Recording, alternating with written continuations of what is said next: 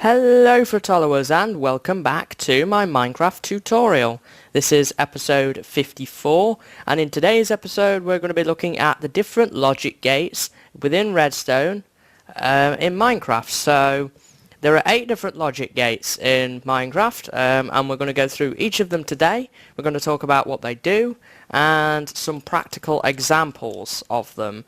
So before we really get into the episode and actually talking about them, I want to say off the bat that there are many different designs of these logic gates, way more than I have here. To build them all and to talk about them all would take forever. So I am aware that not every single design of each logic gate is here. If you want to look at some more designs, I will link the wiki page to the logic gates in the description so you can check out some other designs if none of these designs match your needs, because certain designs are needed for certain situations. For example, vertical and thin to go in a wall, something flat to go underneath the floor.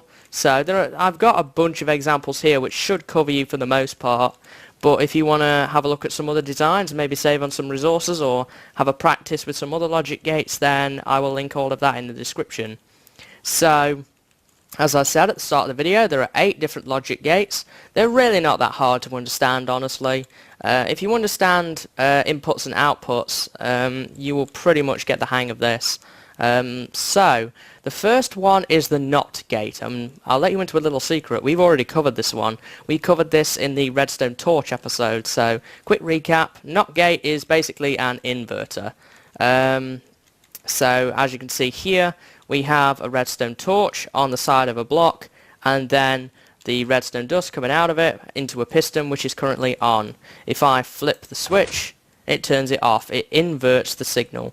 So a NOT gate inverts the signal of any redstone torch that the block is on. So this is a very simple NOT gate here. There are some other designs, but this is the simplest one available. Just simply a block, an input, a block, and then a redstone torch, and then it inverts whatever's coming out of it. So, yeah, here is a vertical design. Very, very simple again. Your input comes into here, energizes this block, as we know, which will turn this torch off, which depowers this block and this redstone dust, and then will turn the output off. So there we go. A practical use of the NOT gate, and we're actually going to look at this, is the daylight sensor. We're going to look at the daylight sensor in a couple of episodes time back on the regular tutorial world, and how a NOT gate goes with this to actually make lights come on at night and go off in the day. That's the most common use of this. One thing to note about the NOT gate is in a lot of other logic gates, and it's also in a lot of different circuits. So it's good to understand how this works because it comes up a lot in other circuits. And that being said, that's true for a lot of these logic gates. They're often used in bigger circuits and different other types of more advanced circuits as well. So understanding these gives you a real good footing for learning some of the more advanced stuff, which we're going to get to in a couple of episodes' time. So that's the NOT gate. There's not much more to say about it. It's quite a very simple logic gate. So now let's move on to the next logic gate, and that is the OR gate. This one isn't really that useful, honestly. It comes in a lot of other circuits a lot of the time, but on its own it's not really useful. A typical use of an OR gate would be to control one thing from different locations. So here, all an OR gate is it's a bunch of different inputs, and then a line of redstone to an output. So it can either be this lever which turns on to power this piston, or this lever, or this lever. Now multiple levers aren't going to have anything, aren't going to have any effect, should I say. It's just the singular lever on its own. So that's an OR gate basically. It could either be this one, or that one. So here again we have another example with a torch-based design. It can either be this one, or this one, or this one. These are very, very simple. Now this one uses repeaters, and this is something which we need to talk about. This is a concept of inputs being compromised, and what an input being compromised means is when, if I turn this lever on right here, redstone is going to flow to the output, but it's also going to flow back into some inputs, and this can mess things up back here if you have another circuit going on, or something like that. If you're using comparators particularly, it could mess a few things up. So you don't always want that. So to prevent compromisation, you just whack a block or a repeater or a torch or something like that to prevent the input signal from another input going back into something else. So as I say, when an input is compromised, it means that the signal is changed by something else that it shouldn't be. In the repeater example here, you can actually see we're going to use the diode feature of a repeater, so that as you can see, I turn this on, and it's obviously going to activate the piston, but it's not going to flow back the other side into any of the other inputs. So this is still an OR gate. It's either this one, or this one, or this one, or that one. And again, having multiple repeaters, multiple inputs has no real effect. And finally, for the OR gate, a vertical design here, this one, or this one. So if you wanted something to go in a wall, then you have that option as well. So this is a nice thin design to have an OR gate. So as I say, not too many uses of this. The most common one I can think of is controlling one thing from multiple places. Say, for example, if you had a farm and you left it by default, say if you were going to go AFK with a daylight sensor which automatically harvests it, say, every 10 minutes, but if you wanted to manually override it and you had a lever to automatically harvest your farm anyway, you would probably use an OR gate for that. So, moving quickly on, we have the NOR gate, and this is a very, very simple one. It's basically the same as an OR gate, but it turns its output off when one input is on. So it's basically a combination of the NOT gate and the OR gate, and we get a NOR gate. So this one, again, it's not that useful. It only has the same functions as an OR gate, really. So it can either be this one, or this one, or that one, but it just turns its output off. Its output is on by default. So that's the only thing to talk about as regards that. Here is a 4-input one, and this could easily be extended. Say if you put more redstone here, you could have more inputs, and you could also use repeaters to prevent the compromisation as well, if you wanted to do that. But in this particular example here, we have this one, or that one, or indeed this one. So there we go, that's a NOR gate. Pretty simple. Not much more to say about that one. So now let's get to one of the most common logic gates, and this one I'm sure most people who have been on the YouTubes will know that you will have heard of this one. It's an AND gate, and an AND gate is very, very common. It's used in a lot of different circuits. It's used a lot of the time. Very useful. An AND gate turns its output on when all of its inputs are on. AND gates are easily expandable, and we'll talk about that in a minute. But here is an AND gate. So this is a very, very simple 2-input AND gate, and as you can see at the moment, the piston is off. If I turn one lever on, unlike the OR gate, it will do nothing. If it was the OR gate, it would activate, but you need to have both inputs on, as you can see here, which turn both of these torches off, which lets this torch come back on to power this piston. So that is an AND gate.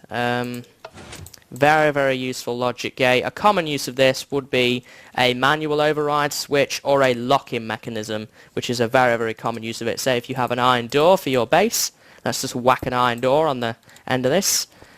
If you have one switch by default inside your base left up like this, no matter what somebody does, they aren't going to get into your base. Even if it was a button or something like that, they aren't going to get in unless this lever is on. So that's a very, very common use of the AND gate, is to make a lock-in door. We may look at that in a future tutorial, but honestly, you've just had a quick demo of it there, so I don't know if we'll cover that. So here's another design. It kind of compacts it down into a 2 width instead of 3.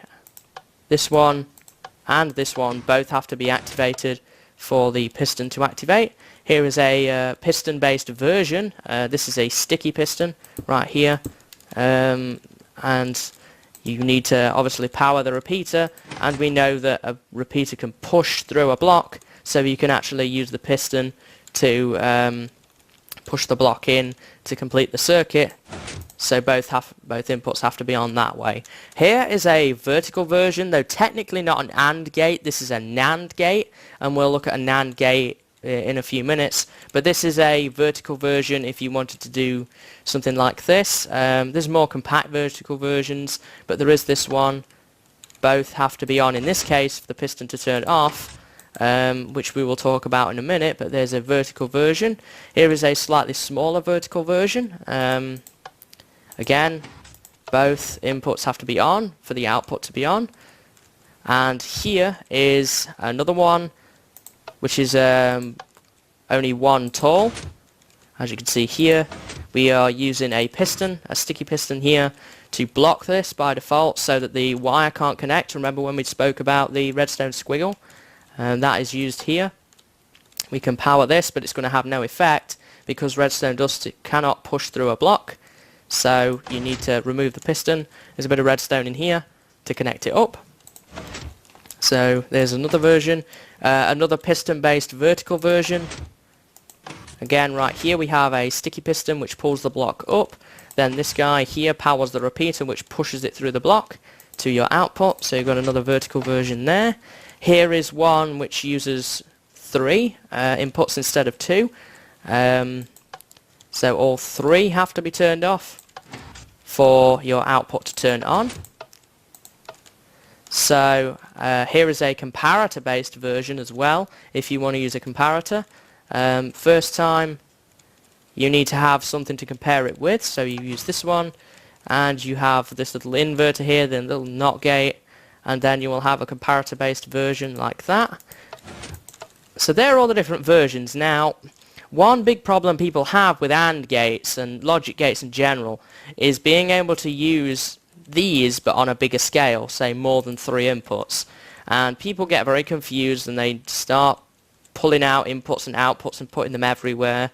With the AND gate, it's very, very simple to string multiple AND gates together.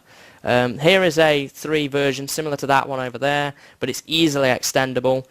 This is 3 inputs here, redstone torches, and then some redstone connecting it all up, and then 3 torches as outputs, and then the redstone flows out to an output. So as you can see here, I need to turn all 3 inputs on for the piston to activate, and this could be used with multiple inputs. We could up it to 5 if we wanted to. We could up it to 7 if we decided to. So this is a really, really simple way of what they call ganging these different gates together. So let's put those on here. Let's connect these guys and then put some torches on here. And then grab ourselves a lever, and this could be anything, any sort of input, it doesn't have to be a lever. So now we have a 5 input AND gate, like so. So all of 5 inputs need to be on for the output to activate. So that's how you would string these together. And that is basically the AND gate. There's not a whole lot more to talk about with it, but a very, very useful one. As I say, common use is a lock-in mechanism, which I've shown you, and I've shown you also how to string them together. So let's move on to the NAND gate, and this NAND gate is, again, very simple if you understand the AND gate. All it is basically the opposite of an AND gate. It's just that instead now, both inputs have to be on for the output to turn off instead. So all it is, instead of a redstone torch here, it's just a piece of dust. So very, very simple. Here again is another 2 wide version, like so. And here again is a vertical version. If you wanted to string these together, all you would need to do is you would need even less to do this. You would just simply need a setup like this. So you need 3 levers, and you need to link all of these together, and then you would need a piston on the end like that. Then you just have to turn all 3 off for the piston to turn off. So there's a quick and dirty NAND gate with 3 inputs. So that's all there is to talk about with the NAND gate. It's got the same uses with the AND gate, but it's just the opposite. So if you wanted something which needed the opposite, then you have the NAND gate. So now we're going to be moving on to a few that are a bit more complicated compared to these. These are considered more the easy ones. Now we're moving on to the final 3 gates, the XOR gate, the XNOR gate, which if you understand XOR, then you'll understand XNOR, and finally the bit of the odd one, the implies gate. So if you can get your head around the ones that we've covered already, then you should be fine with these, but the difficulty does go up a little bit here, just to warn you. So an XOR gate turns on if the inputs are different from each other. So as you can see here, I've got one input on, one input off, so the piston activates at the back, but if I put both on, the piston does not activate. They need to be different from each other, is what I'm trying to say. The XOR gate is useful for controlling a mechanism from multiple locations, but when controls such as levers are combined in an OR gate, toggling any control will toggle the XOR gate's output. So what that means is it's basically like a light bulb controlled by 2 switches. So if you have 2 light switches in your house that are linked up to one light, a lot of people have those, you can flip either one to turn the light on or off, but they cannot be the same. So that's basically what an XOR gate is. And some people have used these to make like a door which has a lever on both sides, but we use something a bit different for that. If you're going to do something like that, we use a T flip-flop for that. But this is a way of doing it, albeit a bit of an odd way of doing it. So this is the XOR gate. The XOR gate is used a lot in bigger circuits and in construction of stuff like computers. These are up to this point, up to the NAND gate, are more often than not used in survival. These ones are kind of more specific, used in bigger circuits and stuff. But this is what an XOR gate does. Here is another design where the inputs must be different, otherwise the piston will not activate. Here is a real cheap one, like that, with whoops, like that. You've got a nice flat one there that's only 1 high. This one is a bit bigger one, but if you want your input to go up a bit, sorry, your output to go up a bit, then you've got the same kind of setup here. There's a lot of different designs of these. Here's another one, 3 tall. You can do this one. Here is another design. I've got quite a few of these, like this. And we have another one here, which is a repeater-based design. And right here, another repeater-based design, using the feature that they can push into a block, as you can see. And finally, we have quite a compact design here, which is quite flat, which looks quite a bit like an AND gate, but is actually an XOR gate. So yeah, there's not too many uses for this, but on its own really. So I'm not going to go through an example in trying to set up one of those doors, because honestly they're not that useful. But we will probably come across the XOR gate again in future episodes when we're doing Redstone stuff. So moving on, we have the XNOR gate, and unlike the AND gate and the OR gate, it doesn't do the exact opposite. In a manner of speaking it does, but not in the sense that some might think it does. The XNOR gate is commonly referred to as if and only if. The XNOR gate only activates when the inputs are equal to each other. So as you can see at the moment, the piston is on because both inputs are off. If I turn one input on, then the piston is not going to activate, but if I turn both on, it once again is going to activate. So an XNOR gate is a very specific one. It's when both inputs are the same that you can actually make an output activate. Again, not very useful on its own. I mean, you could make, I guess, maybe some locking mechanisms with it, or something like that, but honestly, I would prefer to make something like an AND gate over making one of these guys. But it is a good logic gate. It's got some uses, more advanced uses, which we will probably come across in later circuits. But yeah, here is another one where inputs both have to be the same. That's quite a compact one. Does not need it as much out here. Here is one where the output is at the front next to the inputs, like so. Here is a quite a flat one that only needs sort of 2 high, although all of these only need 2 blocks high, but you get the idea. Looks a bit like an AND gate. Another one here, and here as well we have another one which is a repeater based version.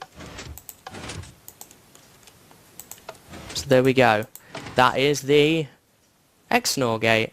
So finally we have the implies gate, and the implies gate is a bit of an odd one. It's not used very often. Many people don't even know what this does, and I can almost guarantee that we will never ever use this gate in my tutorial, certainly. It's a very old gate. It used to be used a lot more in older minecart track switches and stuff like that. It used to be used, but not so much anymore now. We have better methods of doing stuff like that now, particularly with the Redstone update, making things easier. But what an implies gate does is it turns on if either both inputs are on or the first input is off, and we know that because inputs are labelled A and B. So it will activate either if both inputs are on, so as you can see, or the first input is off. So if this one is on its own, it's not going to work. It's a bit of an odd one, to get your head around. It's got a bunch of math behind it, which I'm not going to go into because it's not used a great deal, to be honest. But basically all you need to know with the implies gate is it turns on if either both inputs are on, so these guys both are on, or the first one is off. So regardless of what input B is doing, if A is off, then it will activate. So again, it's a very, very specific one. I think it's used in some very advanced circuits and done with some math stuff, but we won't probably get to that, I highly doubt, because it's not very interesting for me, and probably not for you either. If you want to know more about the implies gate, then you can obviously check on the wiki. I think it has something to do with making redstone computers and stuff like that, and doing math, but you will have to read more on the wiki about that one. I'm not too sure about that. This one is something that I've not done a whole lot of research into because it's simply just not used that much. I mean, here's another one as well. Again, this one here is input A, this one is input B. It does the same thing if either both are on or if input A is off. Same thing right here. If either input A and B are on, or if A is off, it will activate. And finally we've got another quite compact version, looks a bit like an AND gate, but instead of a torch here, there is a piece of redstone dust, and that will give you implies. There you go. So that's all the logic gates. Honestly, there's no more than that. If you have any questions, please put them in the comments. I will be more than happy to answer. If you've got a question on anything that we've talked about in today's episode, then I'm more than happy to go back and discuss things like that if you want me to. And in the next episode we will start looking at some more advanced circuits. We're going to be starting to build circuits now. Everything that we've done so far was kind of in a run-up to building circuits. We know about all the key components now, and we know about the logic gates that make the circuits up. So all it is now is applying our knowledge that we've learned into some actual circuits and some proper examples, and then after that it's back onto the regular tutorial world. So now we've got a couple of circuits to look at, which we're going to start with next episode. We've got to look at some pulse circuits and stuff like that. We're going to be looking more at timing, clock circuits, bud switches, randomizers. We're all going to be looking at those amongst many other things. So plenty to look forward to. As I say, if you have any questions about anything that we've talked about today, then please put them in the comments. Regardless of even if it's how a NOT gate works, I'm not bothered. I will answer. So that's it. Quick recap then. NOT gate is basically an inverter. It inverts the output. The OR gate is one that can control, depending on one input has to be on, but it can be multiple inputs, is the best way I can put it. We had the NOR gate, which is basically the opposite of the OR gate. The AND gate, which is where both inputs must be on for the output to be on. the NAND gate, where it's the opposite. We have the XOR gate, where the output turns the output off when both the XOR gate turns on if the inputs are different from each other. I'm just going on about nothing. That's the XOR gate. The XNOR gate, when both inputs are the same, it turns on, and the implies gate, which will turn on if either both inputs are on or the first input is off. So that's a quick recap. Not a whole lot more to say regarding them. So I think we're going to call it quits for now. The World download will be in the description if you want to grab it from there and play around with any of the stuff that you've seen today. And if you have a problem or a question based on what you've done, then please feel free to put it in the comments. I have no problem with answering. I don't bite. I'm here. That's what the tutorial series is for. You guys can get involved and ask questions. That's the entire idea of it. I know that this is quite an advanced subject, and we're getting into the realms where people might not always understand, so that's not a problem. I mean, I understand it myself, but that's because it's me talking. If you guys don't understand something I've said, then please do speak up. It helps me make my series better. And also, I can guarantee, like I said at the start of the series, if you have a question, I can almost guarantee someone else has the same question. So it's a good idea to speak up and just help out a bit there. So yeah, that's pretty much it, guys. Next time we will be looking at, I believe, pulse circuits, and we'll be looking at edge detectors, pulse limiters, pulse lengtheners, with a view to be moving on to some stuff like T flip-flops and stuff like that in a couple of episodes time. So until next time, guys, see you later and have a good day.